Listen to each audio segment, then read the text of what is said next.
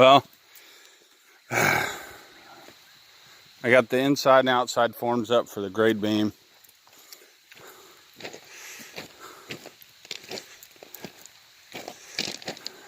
And it started raining. Anyway, the gravel that's in there, I got to compact it again tomorrow. I've got the forms opened up right here, that way whenever we bring the concrete truck in, if he can't pull right through here, which I doubt he'll be able to, I'll be able to put concrete in the bucket of the tractor and bring it over here and boom, boom, boom, boom, boom, fill the backside of the foundation of the grade beam. Then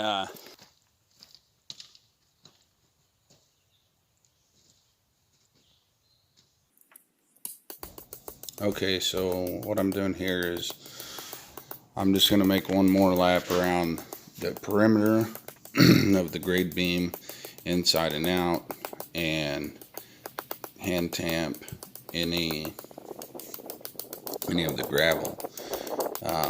That's why you'll see me bouncing inside and out with the tamper.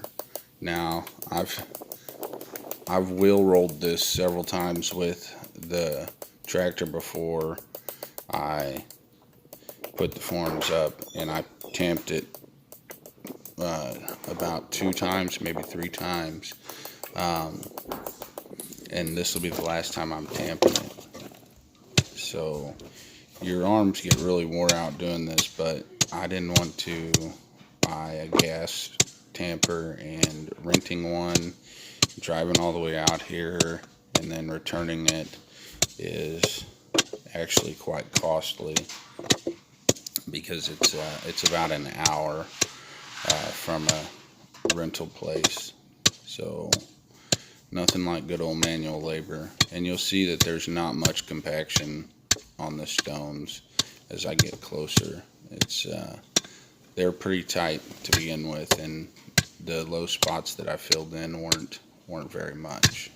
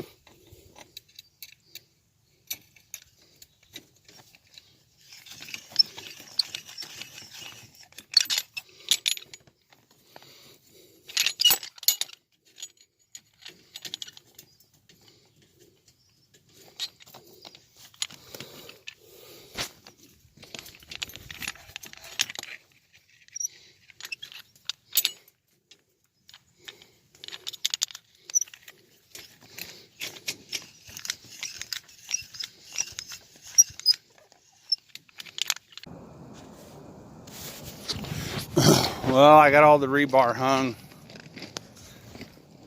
Everything's been tamped. Arms feel like Hercules.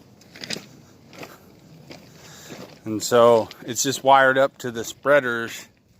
And then once we start pouring and we've got enough underneath there, before we float off the top, so whenever we start screeting it, we'll start cutting those.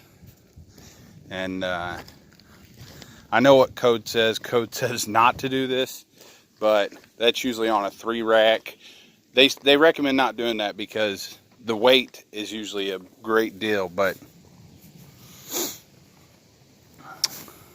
the actual weight of this rebar isn't that much, because we're running 2-rack about every 5 feet. We've got a horizontal going across, just to tie them together and keep the spacing. And I'm really not worrying about it settling once we start putting the concrete in, because we're not going to cut the wires immediately. And then honestly, 90% of these wires can stay in place.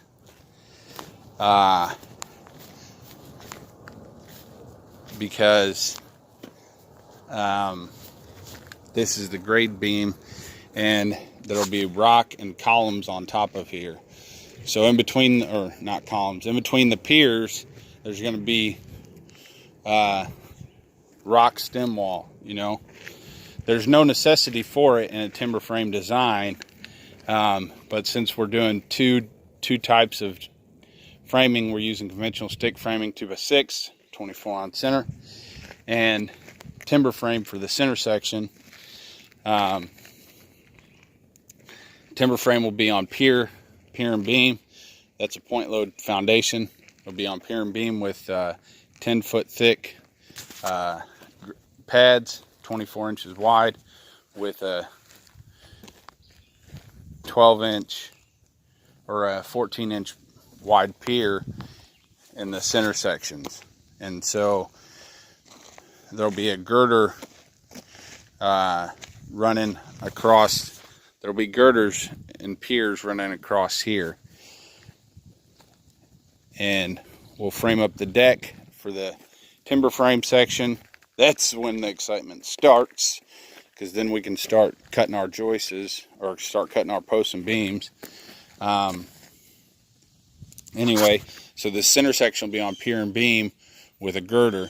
That girder is going to be used to tie into this conventional framing over here, which is going to be 9 feet wide. So it'll be 9 feet, 9 feet wide, 36 foot long.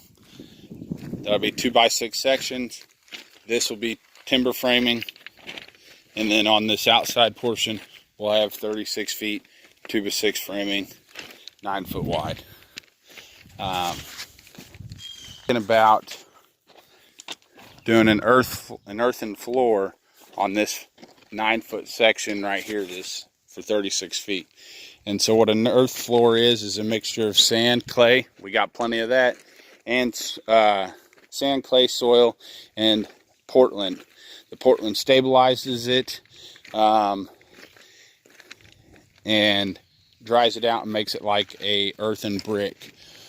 But I was thinking about actually having this section lower, so you'd walk down on one end or the other with stairs, and then come down to an earthen floor. The reason I was thinking about that is because I would like to put a rocket stove in this portion of the house. And you really don't want to do an earth floor on top of a raised foundation. That's a lot of weight that goes on it. But if we just pour our grade beam, put our piers in on top of the grade beam, and then that gives us the option later to come back and say, hey, we're not going to have a raised floor here, we're going to do an earthen floor, and we can still conventionally frame along the outside of this, no problems, easy peasy. So let me know what you think. Well, at the end of the day, I had to go get something to drink. So I went and did a bit of exploring. This is an old farmhouse near my place. They got a spring there. So got something to drink. Finish the day up. Remember, like, share, subscribe, and God bless you.